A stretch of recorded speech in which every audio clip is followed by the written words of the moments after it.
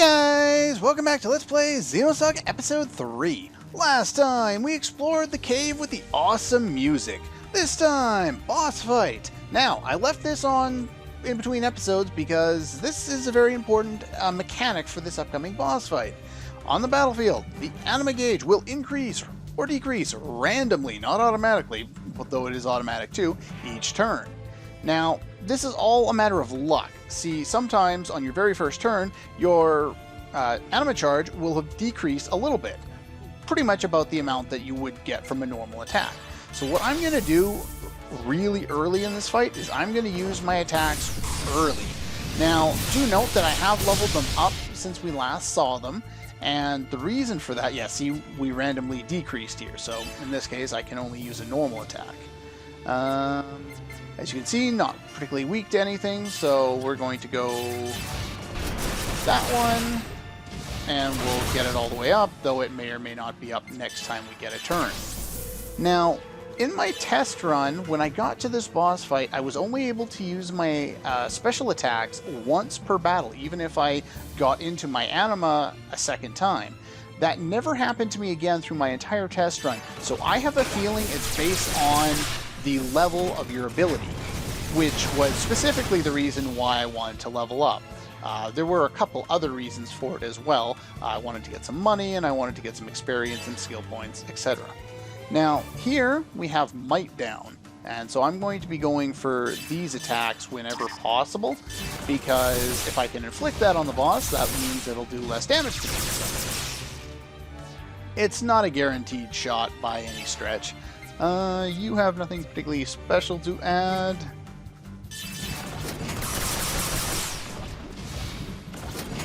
And our normal attacks don't do a whole lot in this fight. Smokescreen hits all of your characters.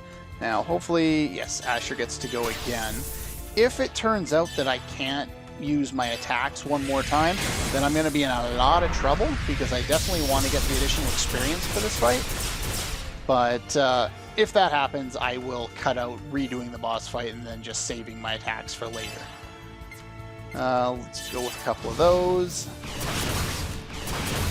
And we got an ambush, which means, there we go, everybody else joins in. I love it. I can clearly feel your hatred. Once you lower him down enough, he will use Anima Awakening, and he'll do this. Don't hit Zebulon. Thank you. If you hit Zebulon, it's a one-shot KO, even at full HP. Alright, so, half repair on everybody. Make sure we're all full HP, because I think he can do that again. And then Nano Repair M on the Dina there. And we should be pretty much ready to go. Alright, so I'm going to keep going with these attacks, see if I can get Might down on them. They don't do a lot of damage, but I don't really care all that much. I'm going to, I think, do that combo with everybody else. Again, if you have if you're going to do two attacks and one of the attacks is, if they're different attacks and one of them has a higher chance of hitting, then you definitely want to do that. Now, ideally you would probably want to lower him down to maybe halfway HP first, as far as making the battle as easy as possible, and then just spamming out all of your animas at that point, because he's going to do quite a bit of damage to me at this point, which is rather unfortunate. Let's go that route. Now, Zebulon I'm going to have charge, just so she doesn't end up dead. And you can go for the attacks, that's fine. Because we're in our mech form, we can't use ethers, so we don't need to worry about trying to get... what is it? I missed. There we go. We don't need to worry about stealing anything. As you can see, our anima things have gone up. Now, I am going to avoid turning into anima for the moment, because I'm close to being able to kill him. I want to lower him a little more before I do that. Destroying enemy unit.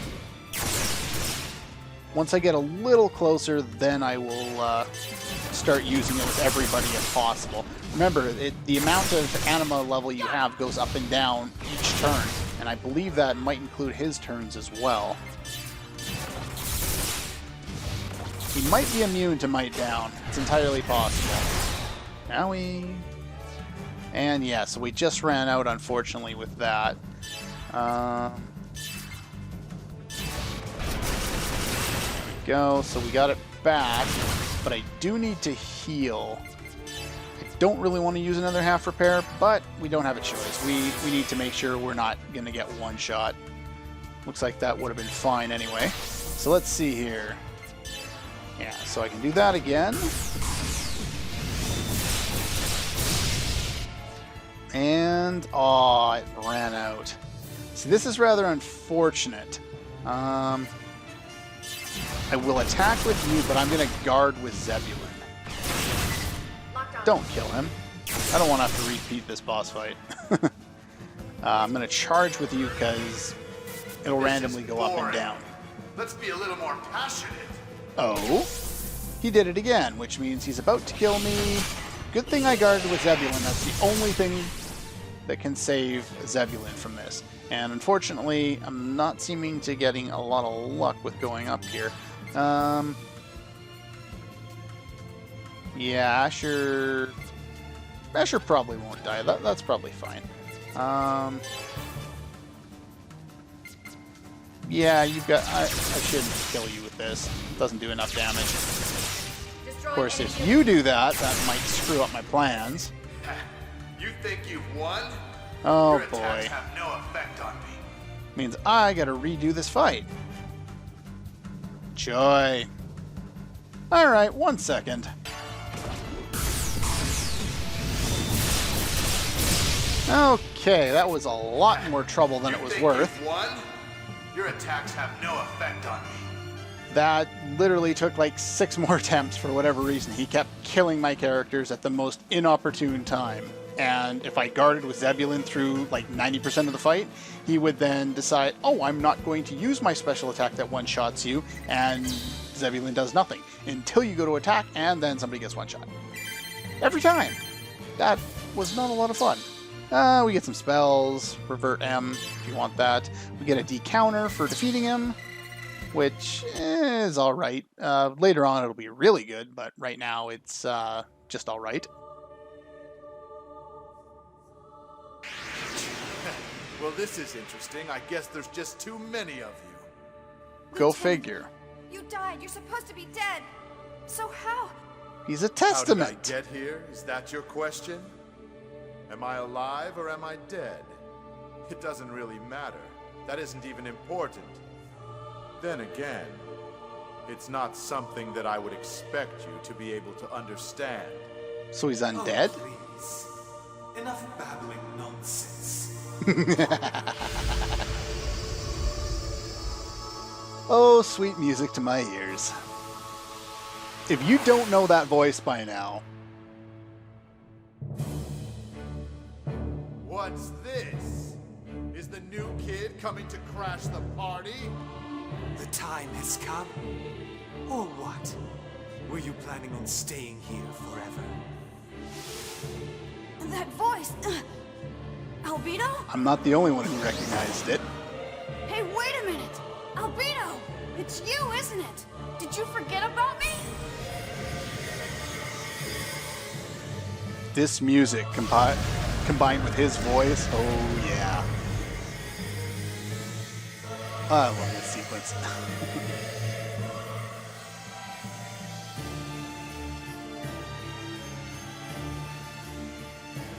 That is a vessel of anima. Vessel of Anima. Why? It's supposed to look like a spine. ESs as well? Yeah, it says that in the sensor in battle. Pay attention.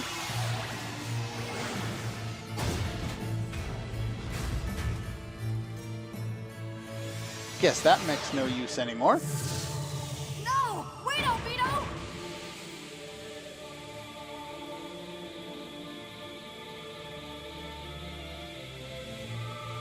Now, What? What the hell? Damn! The ES isn't responding! Neither is mine. The energy gain is dropping. It's going to shut down. Output's still dropping. It's no good. Unable to sustain current levels. That's what I tried to tell you. Like I said before, that's the kind of place this is. Oh well, good luck figuring it out.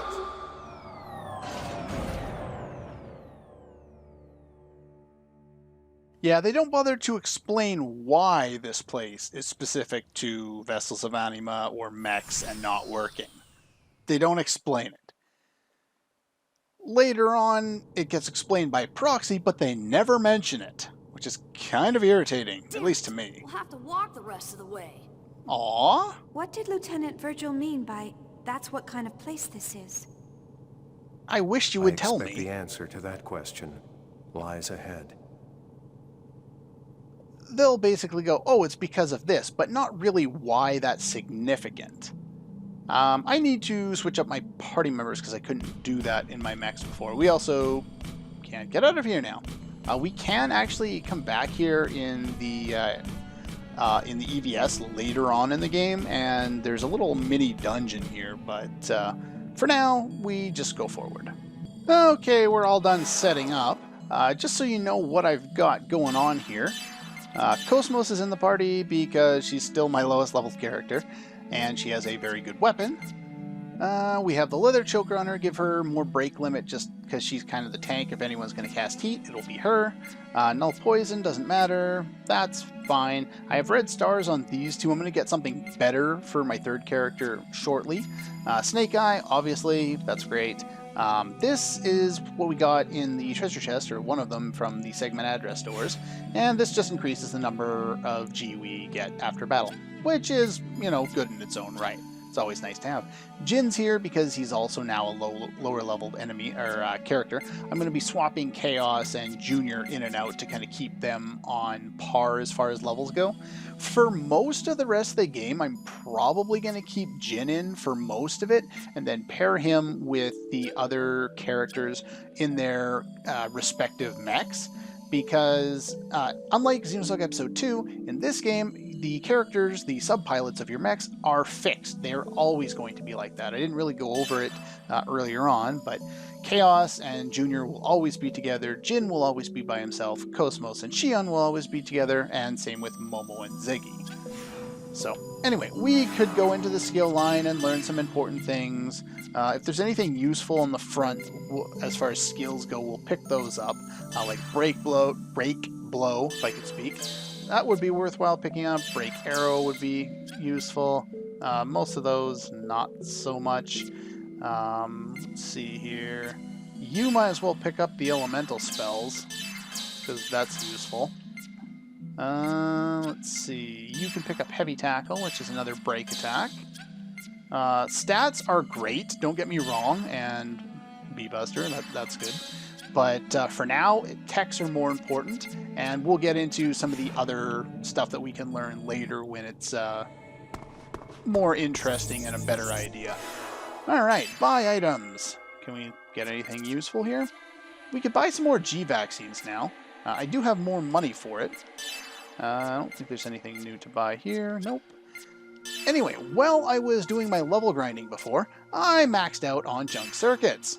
Very nice. And we gain a whole bunch of money. That was one of the big reasons why I was doing that. Let's leave us with 30 of those. Not that they sell for much, but might as well. And I don't think there's much else. Now, I did say I was going to go over the G vaccines. And let's see here. 30? Sure, why not? Okay, so, item. The G vaccine. Nope, if I could stop pressing the wrong button. Recover resist G by 5. If you remember before, I mentioned that Chaos learned null G virus, so he doesn't get affected by it at all. Basically, this is the chance of you'll be crystallized, or your resistance to it. So what I'm going to do is I'm going to kind of build everyone else up a little bit at a time. Because it doesn't matter if they're 100%. Like, I'd get a couple of people 100%, and that's fine.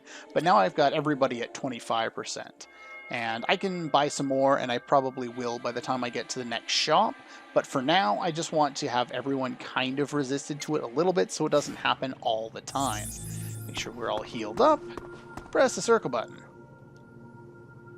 And okay. Yeah, we can't do anything with that one yet. Yeah, there are certain aspects to this area that we do later. For now, we're just doing this part. Like that treasure chest we won't get until later on in the game. This one bypasses all the puzzles, which is odd because it's usually the other way around, right? Normally you do all the puzzles the first time and then you come back and you have the easy way in afterwards. Clear a path. Anyway, new enemies! These guys are weak to lightning. These guys are weak to fire. Skeletal Slash is good against biological. These are Gnosis, so that's not going to help us. Chaos is going to be really useful here for a couple of different reasons. Let's see. I could show off Verticaiser, but we'll do that later. Let's go for the little guy first. Yeah, once they attack... Yeah, they do poison. I forgot about that. There we go. Our characters are starting to... Ow! Are starting to do a reasonable amount of damage now. Let's see. We have G-Buster. I learned some skills off-screen, which is why I have more than I did before. M-Buster we saw before. B-Buster we just learned. And G-Buster is the equivalent, therefore, of. Cannon 1 is a fire attack. The other guy was weak to fire, so that doesn't matter. So we'll use the G-Buster here. Does a little more damage. Not a huge amount. And you see the aura around Jin now. He has the crystallized status on. Now, if you remember, it takes a while for that to actually set up, so I'm not really all that worried about it. Yeah, 2 turns till crystallization. There are 2 ways of getting rid of that. The anti-crystal item, which is extremely expensive. It costs 1,000 G to buy, which is why it's much more beneficial to just buy the G vaccine. Do note that there's not a lot of Gnosis enemies in this game, so that really doesn't matter all that much. You can get away with not doing it until way later. But I'm going to do it earlier on because I want to make sure that's done. Let's see, items, antidote, you... Cure that, and we'll lower him down a little bit, but I'd like to use Chaos to absorb a bunch of these guys, if at all possible. Yeah, we'll do one more round here. You might kill him. Nope. Alright, so yeah, you can also switch the character out of the party if I didn't mention that. That's what the point I was trying to make. Okay. And of course, once the battle ends, it doesn't matter. Yeah, I'm gonna have to change you out. Let's see, we'll change you out for Junior, why not? And then with you, we'll use Phoenix Strike to absorb. And as you can see, we do quite a bit more damage now that we've gained a few levels, which is very beneficial. But take a look at how few points we get, which is why doing the little bit of grinding that I did with the mechs earlier on is so much more beneficial than trying to grind out stuff now. Oh yeah, they switched in place of Jin, so I gotta put him back in now. Blow up this guy, get an anti-crystal. Down here, we'll blow up this one. Get nothing! Okay, finished off that guy. Now, this is basically just a square, so down here I think this one's empty. Yes. Okay, so there's nothing else we can do in this area. Most of the enemies around here are the goblins and the manticores. I think there might be one other enemy around here, but I'm not 100% sure on that. We get to do a small section of the this area here, which looks extremely confusing and will look even more confusing in a moment. But the big chunk of it we don't do until later. So walk over here, put your hand on here. How anyone's supposed to try and navigate this when that's how the paths are formed, I don't know. And I really don't know because even though I've done it, it's a nightmare. It's hard to figure out exactly what to do. In fact, that's one of the few points where I've actually followed a text-based walkthrough, step by step in order to navigate through a labyrinth. Usually I try and find a map or something like that and then navigate in my own way. But anyway, we can't go to most of these areas. I think it's a dead end. But anyway, yeah, there's a whole bunch of this stuff. You can go through, and I think, does this one have something in it? I know a few of these do, and some of them don't. That one does not. Down here. Oh, it's this one then. Oh, there we go. Medkit S. I'll take that. Now, let's take care of this guy. Alright, so he's done, and yeah, now is... I'll take care of him too. Okay, finished off that battle. Now, you want to head over here first. That little switch that we passed will control the tiles, and we'll be able to manipulate the stuff again. There's the Blue Oasis. I believe I want that for somebody. Who do I want that for? That's additional EP. I want that for Chaos. And I'll go over the reason for that a little bit later, probably in the next dungeon, because it'll be more pertinent at that point. But let's extend this, switch everything around, and we'll be able to get to that next area here. I would not recommend you do any grinding here. It's just not worth your time. It takes way too long to get any points. And like, if you are lucky enough to run into the path up or down toward the front of the screen, leads nowhere, by the way. But yeah, it's not worthwhile with the points. Like, even with 3 enemies, the experience just isn't enough. Neither is the points. Anyway, that's pretty much all the time we have for today, so next time we'll continue through the rest of here. I know I said we weren't doing much of this, and we're literally skirting around the edges. There's like 1 fork or 2 forks, you know, at a spot. This gets way more confusing later and way harder to figure out. There's multiple floors of this stuff. Multiple different labyrinthine structures. I don't even know why, but it's basically the Zelda aspect to the game. You just gotta figure it all out. But anyway, that's all for this one, and I'll see you guys next time.